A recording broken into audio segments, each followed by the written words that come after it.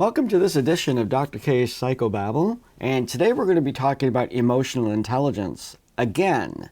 This is a follow-up from my original video on emotional intelligence when one of my viewers asked me, well, how do I increase my emotional intelligence? I can go to school and I can read to increase my IQ, but what do I do about my EQ? So we're going to spend a little bit of time today looking at the definition again of emotional intelligence and then going through some activities that we can engage in order to increase that and thus impact our lives, our relationships, and our work. So let's take a look first at a definition. This is right from my previous video. I have a graphic for you here that kind of relates this notion of this type of intelligence. When we actually look at the word intelligence, we're looking at capacities, but also flexibility and adaptability.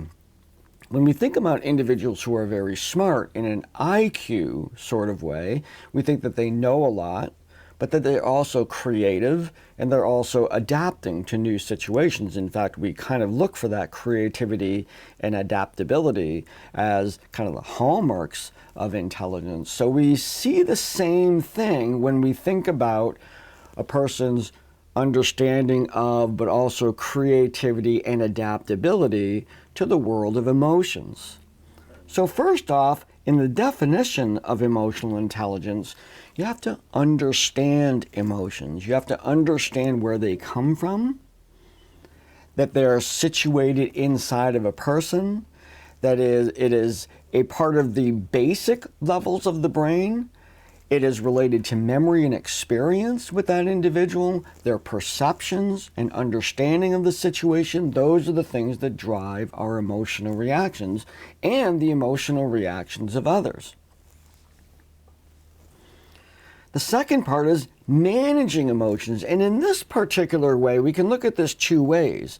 We look at managing our emotions, first off, managing our own, understanding where our emotions are coming from, understanding things in the past, things in the present, situations that are going on, how big of a deal this is, understanding our own emotional reactions, as well as understanding other people's emotional reactions based on the context of the situation that you're in.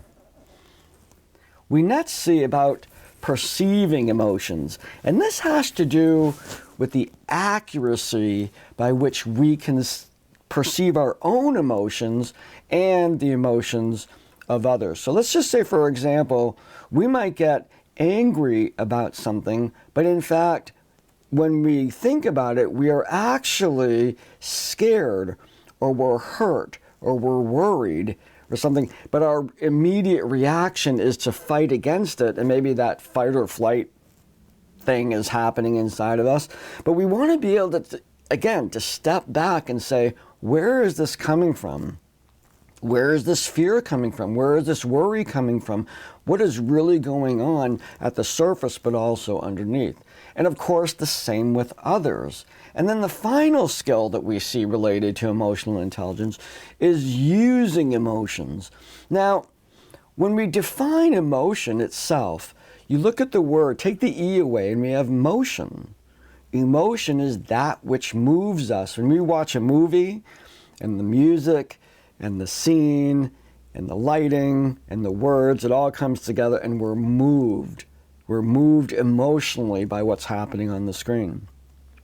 Emotions move us. They are the energy that allows us to move forward. Everybody knows many people who cognitively know they have to take certain steps to bring about change in their lives, but yet they don't do it. And they don't do it because they're lacking motivation. And you see that root word again, that motive, and motivation is largely a combination of emotional states and cognitive states related to those emotions. So I become motivated when I'm emotionally attached to doing something, and therefore the motivation uses the energy from the emotion in order to propel me forward in accomplishing a task. When we look around and we're looking at individuals that are motivated to do different activities, they're, maybe, recently we had various riots and demonstrations and the thing that happened at the Capitol. What motivated those individuals? What was the emotion that caused somebody to do that? And that's how we gain an understanding of that individual's perspective. So individuals with high emotional intelligence, they don't have to necessarily agree with whatever, but you don't even have to necessarily agree with all of your own reactions, but you can develop a deep understanding. And once you have that understanding, you can then implement change. If you're reacting in a way that's maybe overreacting, or you're doing activities that are not going to get you what you need, or if you're looking at others and you need to be able to respond to them, it's being able to use emotions and your understanding of emotions in order to affect change in the world around you. So we're going to take a look now at the different ways in which we can engage in activities that will increase our emotional intelligence. And the first one I want to put out there is a self-evaluation EQ. I would recommend that you go online, look up emotional IQ test, and take the test for fun. These are not official, validated emotional intelligence instruments, but they are insightful. They're geared to give you enough information for you to start thinking seriously about how you manage emotions and what your emotional IQ is. So that would be the first thing to do. Get a sense of what those tests tell you. Good or bad, high or low, it's going to inform you as to a little bit of your starting point on this journey to increase your emotional intelligence.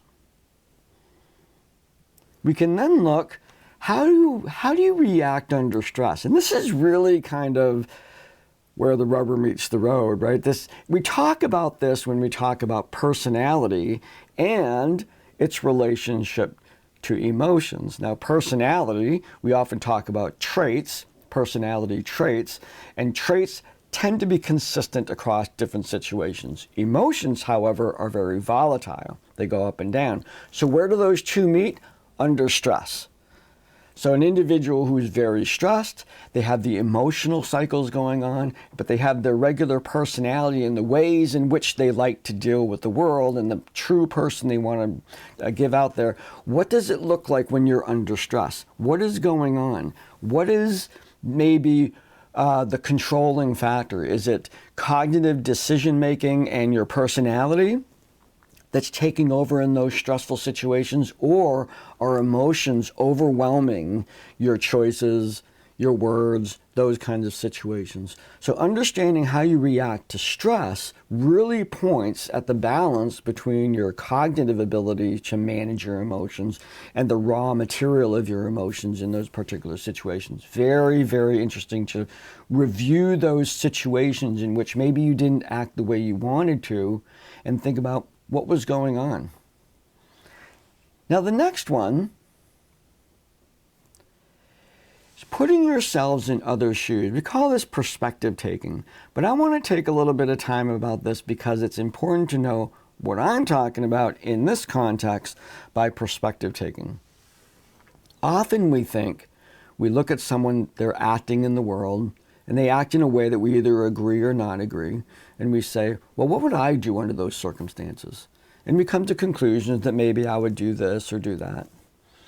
That's really only part of it. What you want to do in terms of emotional intelligence is when you place yourself in that person's shoes, you say, let me think what I would do if I was them, with their history, their experiences in the world, their understanding of the world. This is really kind of a very pivotal difference between individuals when we look at individuals acting in the world and we say, I would never do that. That's not enough for us to understand why they would do it. We have to get to know that individual, understand the circumstances they're in, and then place ourselves in those same circumstances. This is one of the critical skills that individuals need in order to understand movements like Black Lives Matter. I, as a white guy, may sit here and say that, sorry, I had a little screen thing happen there. I might say that I wouldn't do that. But I'm not black.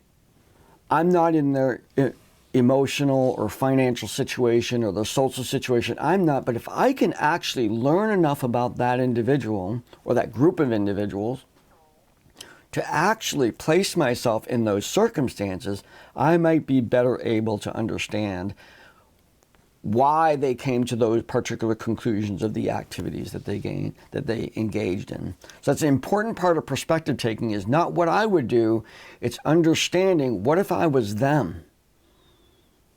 Can I see the logic to what they're doing, or is there really not a logical connection? I mean, that's part of the evaluation that we're doing in terms of understanding the emotional state of others, is to understand whether they made good choices or not too. And the best way we can do that is by actually saying, what if I was them? Not if I was in there, not if I was, what would I do?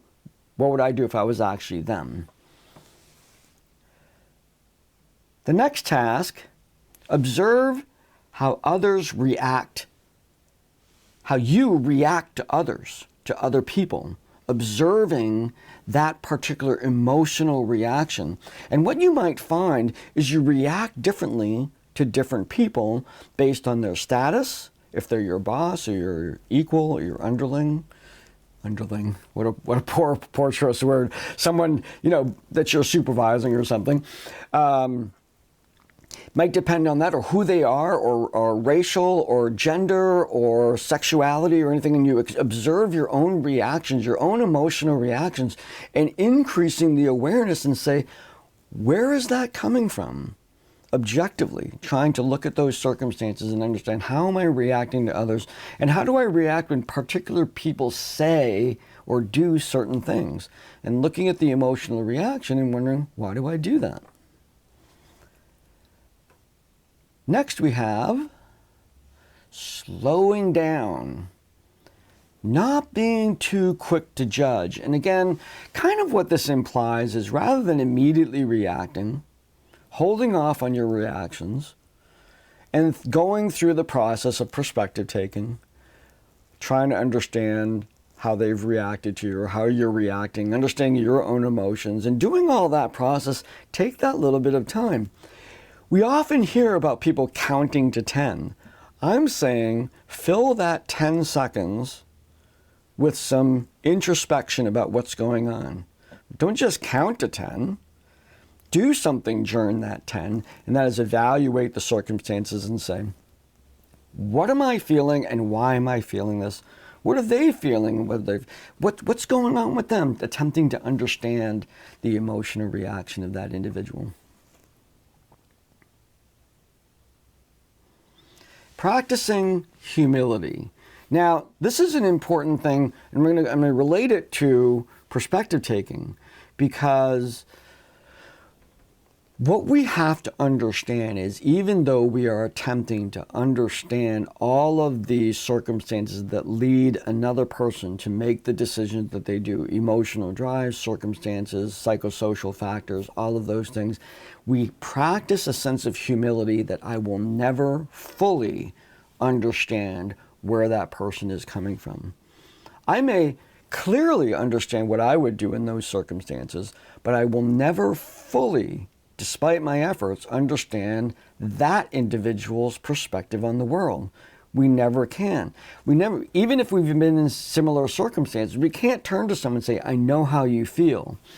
I can say, I understand that feeling because the circumstances I've been in that elicit that feeling. Your particular experience is unique to yours, and it really belongs to them. It sets a boundary as well. I don't have to say we're the same, and I can still be empathetic. I can still attempt to understand that person's perspective of the world and their emotional reactions to it. And we don't have to be equal in that. We don't have to be the same. We just need to be talking. And so that's a very, very important part of our humility, is really saying, I will never understand what it means to grow up black in America. I never will. But I can certainly try. And I can certainly make that effort to try and understand as best as I can. But I have to remain in a situation that says I don't really know what this is like. I'm going to turn to experts, people who were Black growing up in America, to help myself understand what that's like. So that humility is a very important part of your emotional intelligence.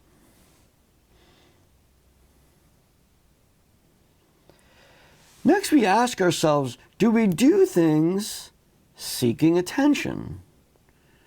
This is kind of a lifestyle thing. I mean, when we act, do we act in ways that draw attention to us because we strive for that attention? Now, the reason why this is important to discuss in emotional intelligence is because doing highly reactive emotional things attracts attention, and we may be more committed or maybe addicted to the idea of that attention that we get when we act out than is truly justified by the action that the thing that we're reacting to. I want to be seen as kind of I get a lot of attention. I post something on the web and a lot of people reply to it. But think about that, though. Think about your motivation for that. You're trying to do something to gain attention for yourself. And then you ask yourself, there's essentially not a really big problem with drawing attention to yourself, but why that way? Is this the way I want attention drawn to me? Is this the perspective I want others to have of me? And who do I want to have that perspective? Now, the really kind of nefarious quality of the web is no matter what you post out there, you're going to get a bunch of likes. But maybe you're getting likes from the kind of people that you don't want to have as friends necessarily, that I don't mean that, like your friends that are liking what you're doing, but if you're acting out and you're getting a lot of kudos, maybe it's the wrong people giving you those kudos. What would your boss say, or what would your relatives say? What would the important people in your life say if they saw that behavior? Maybe they're not the ones giving the thumbs up on Facebook, it's other people. Maybe that's not your audience. You're getting a lot of kudos, you're getting a lot of thumbs up and good job and all that stuff, but maybe those aren't the people that you're trying to really garner your life around. So that's going to be an important quality of insight that you develop is, why am I acting? Why am I reacting in this way? Is it drawing people to me? And are there better ways to draw people to me?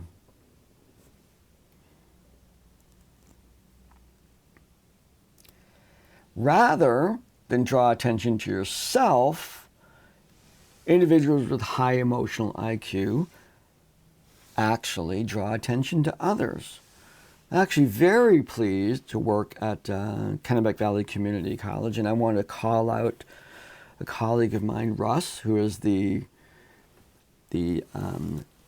CFO for KV, and we've been, throughout this pandemic, we've been having weekly meetings and where the whole community gets together. And when he reports out, he is, for one, he's very funny and very clever in the way he talks to the audience, but he takes the time to point out rock stars that are working with him, his staff, and what they did that week. And I think that this shows an incredible high degree of emotional intelligence and skill, and just being a good leader and a good supervisor of the team performs because of individuals in the team and their particular effort. And he takes the time, rather than talking about his team as the dean of finance, he talks about individuals who did something beyond, above and beyond, or maybe they just did their regular job really well.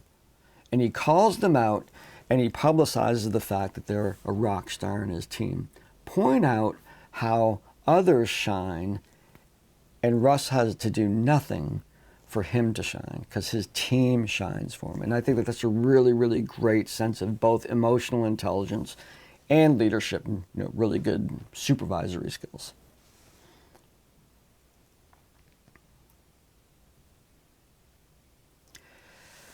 Taking responsibility. And this kind of goes along with the next one, which is to apologize. Take responsibility for your behaviors. They're yours. You did them. You might have done them well, take responsibility for them. You might have done them poorly, take responsibility for them. If you have to apologize, then you should apologize. If you need to say you're sorry to somebody, then say you're sorry. You are not expected to be perfect. Being good at what you do doesn't mean perfection. It means you're good at what you do, and it includes the times when you say, I was off on that, I was wrong, I apologize for that. And be thankful for the feedback from that individual that allows you to not do that again. I mean, how valuable is it to, you're working with a colleague and they say, hey, that really didn't work. You hurt my feelings when you said that. And you say, thank you, because I did it not sensing that that was going to be the outcome. Remember looking at looking at ourselves and how people react to us. But I'm going to say, thank you for telling me that, because I don't want to keep repeating that. I don't want to go around and unwittingly hurt people's feelings. So I'm grateful for the feedback that I get, even though I feel horrible for what I have done. Apologizing and then making amends is going to be the way that you deal with that situation. And I promise you that if you respond that way to individuals who critique you, that they will admire you that much more, that you're going to earn points with that individual. Not that you're seeking their admiration, but this is the best way to build a relationship with other people. And this applies to all of your relationships, whether it's your kids or your underlings, as I said before, people who work for you, or your peers or your supervisors, or people in the public, the cashier at the store, whatever. It doesn't matter. When you deal with people that way, the relationships are just profound. And there's I believe there's sort of a pay it forward component to this. If I make effort to treat somebody really well, the next person they meet, they'll make an effort. There's a expanding awareness of people's need to treat other people fairly. And it all starts right with us, with emotional intelligence and how we manage our emotions in social situations.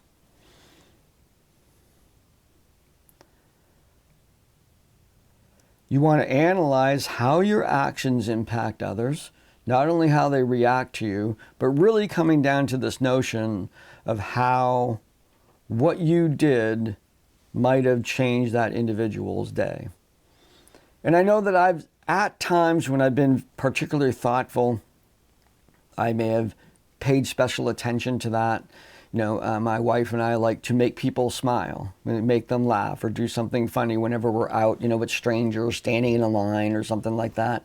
And it's not that we're chalking up points for, how many people did I make smile, but it's actually very satisfying to engage in behaviors that maybe lighten somebody's day a little bit. I don't know what's going on with them, and maybe they're standing in line with me having a horrible day, and maybe a little laughter or a little bit of fun, or maybe doing something for them. It's not uncommon, random acts of kindness I'm going through the toll booth and I give $2 and I pay for the person behind me. It has certainly happened to me where I've come to the toll booth and someone paid the toll for me, the stranger in front of me, and how that changes my day. It's just such a wonderful feeling, and to be part of passing on that wonderful feeling is a great, great experience. And that brings us to the end of my little conversation here with you about increasing emotional intelligence. As you can see, as the different things that I've talked about, you can see how important each one of these is to every single relationship that you have.